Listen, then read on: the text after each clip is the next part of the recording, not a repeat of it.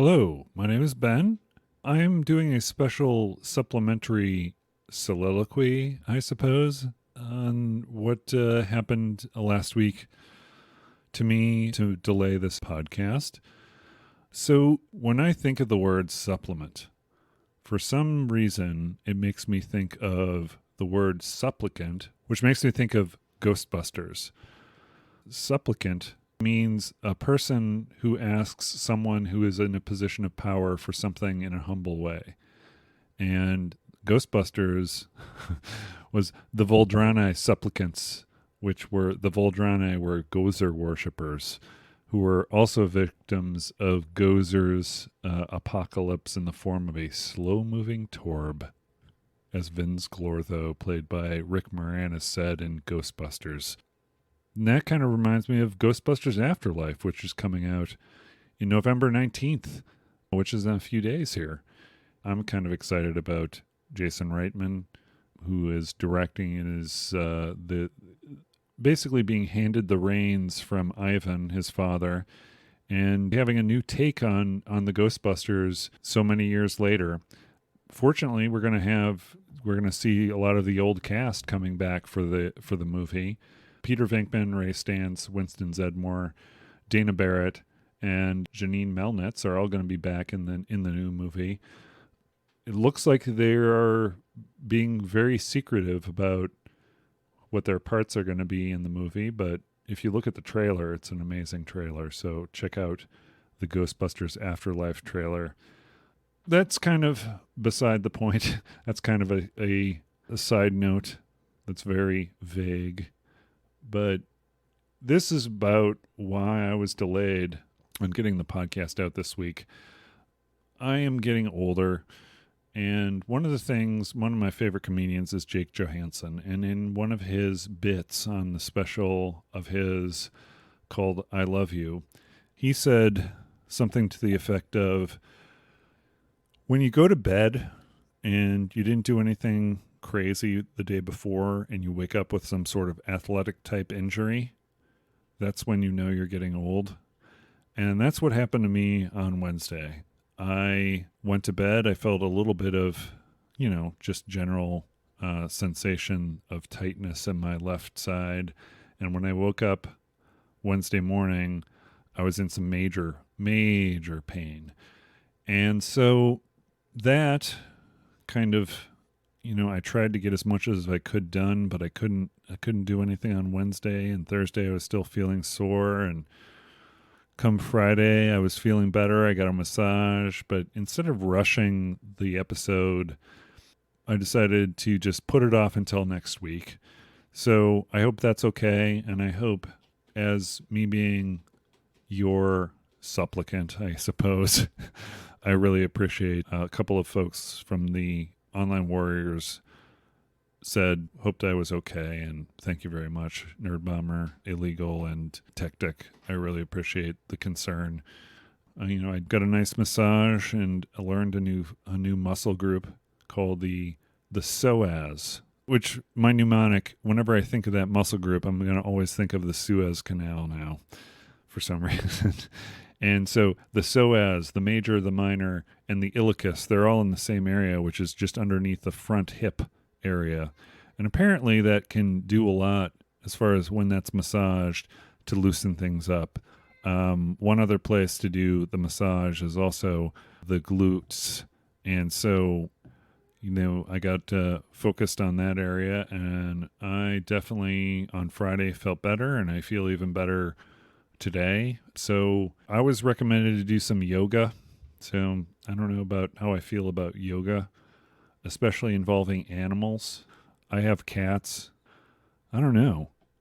The boys might be involved in the cat yoga, or might be involved in the yoga. It might be just cat yoga by proxy, especially the way Mango is rubbing up against my arm right now. Wants some attention. But yeah, interesting, combining yoga with animals. So, to maintain with the vagueness and the conversation going off the rails, let's talk about animal yoga. So, animal yoga. In general, there have been offshoots involving dogs, which generally introduced in 2003, and cats in 2017, and goats, and even horses in 2018 and 2017. I don't quite understand the goats, but apparently goat yoga is pretty big here in Tucson, Arizona. They got a couple of places where you can go and see and participate in goat yoga. Any animal-based yoga seems to be more up my alley than hot yoga, which just seems to be just doing yoga in Arizona, really. And actually, a really interesting, so along with all these animal yogas, there's apparently one that started becoming popular, and I don't know where in the world this became popular, because I don't know, it seems an oddly specific animal. Ring-tailed lemur yoga apparently is a thing somewhere and started in 2019. So if you got any ring-tailed lemurs out there, you might want to involve them in your yoga.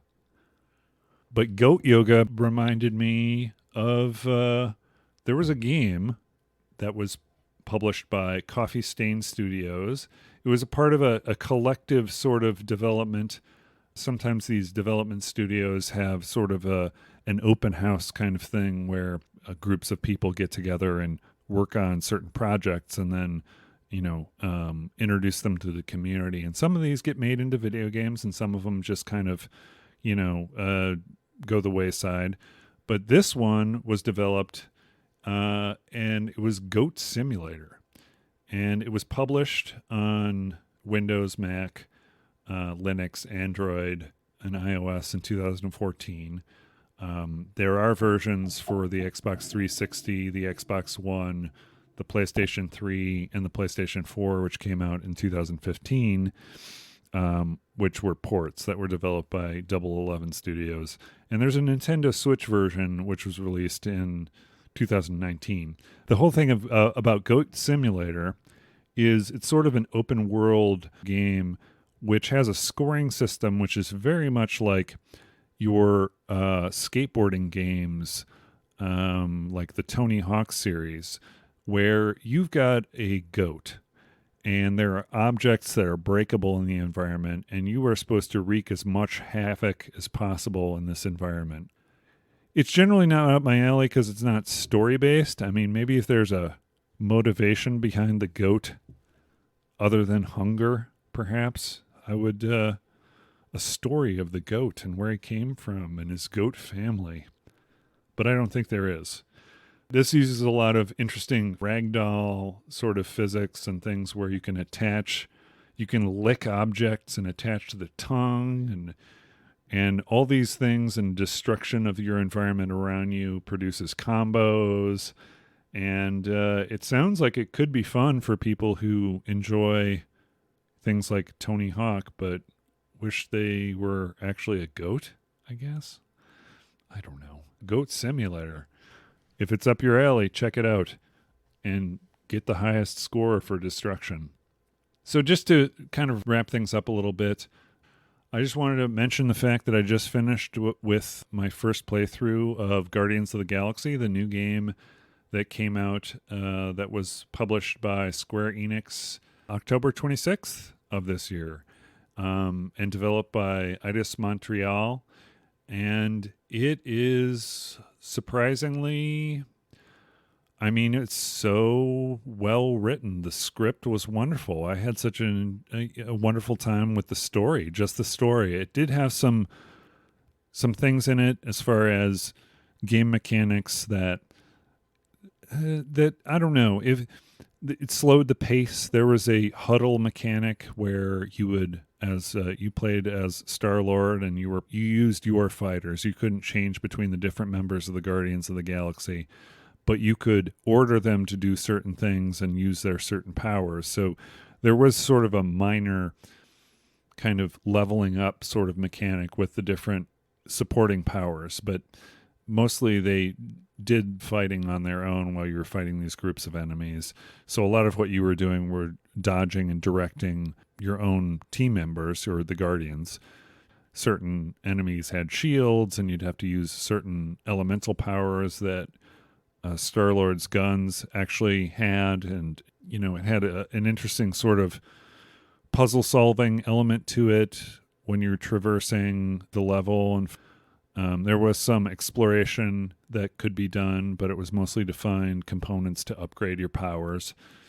I was just baffled by how wonderful the story was, and it wasn't really promoted too much. It was a game that I saw, and it looked like it could be really, really horrible, really. I mean, it just seemed kind of generic, but based on a lot of reviews I saw, I took the plunge and decided to check it out, and I'm very glad that I did.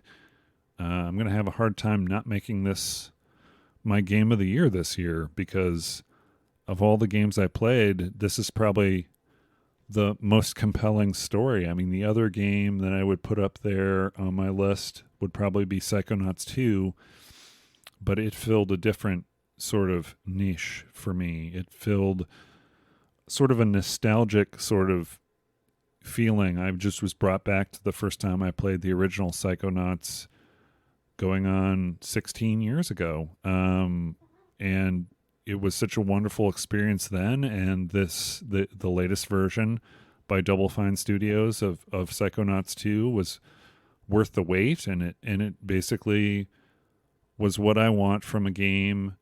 Rather than having a remaster, I would much rather have you maintain the general mechanics of the original game, which is what this did. Added a few things, but nothing super major, and it just felt like I was playing the old game, except with a new story and new levels. And of course, level design has always been a strong suit as far as Double Fine Productions and Tim Schafer's crew over there.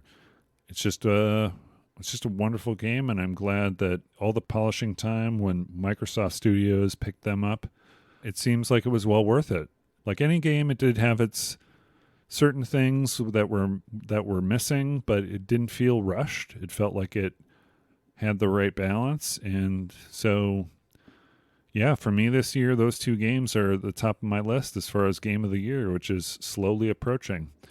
So, and let's close out the abbreviated Soliloquy show this week by saying we've got some words coming up. These are the words. Context, which is supposed to be out this week, is actually going to be released next week on the 18th.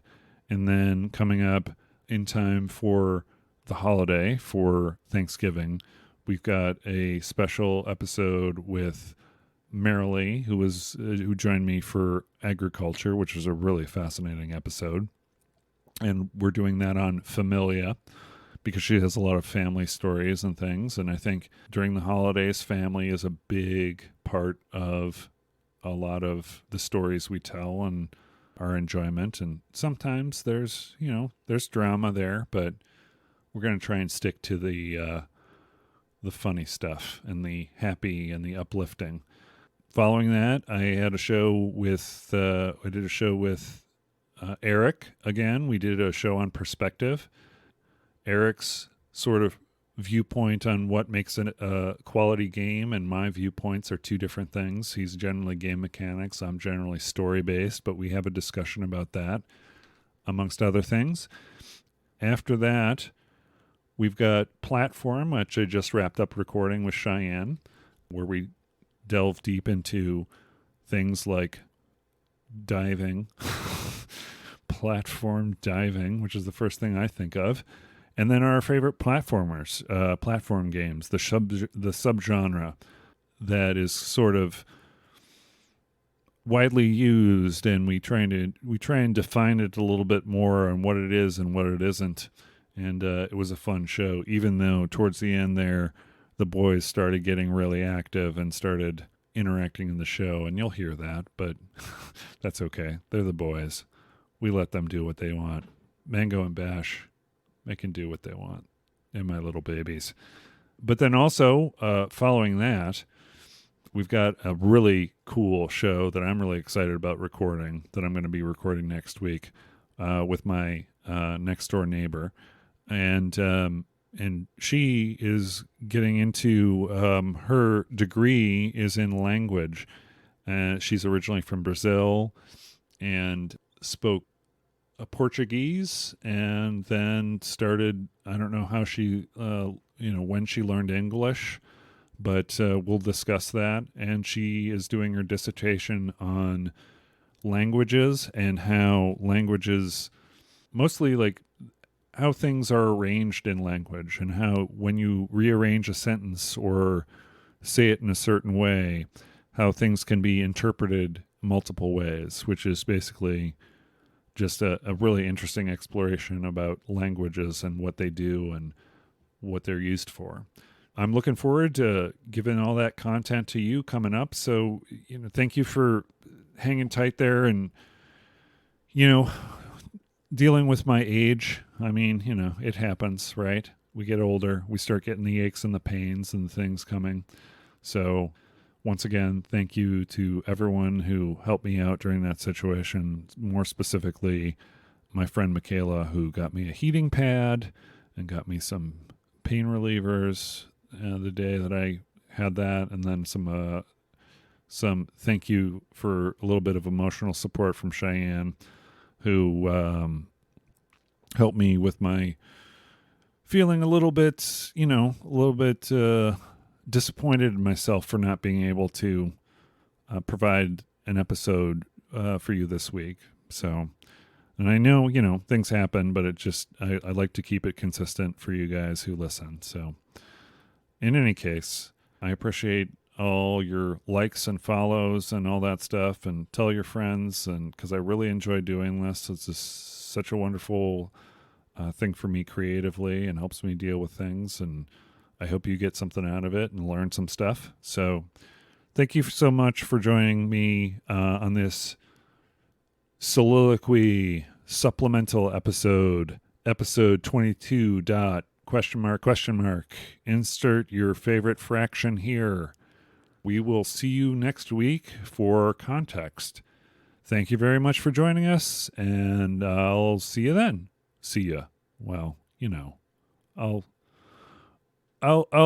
talk to you then. I will talk to you later. Have a wonderful day. Take care.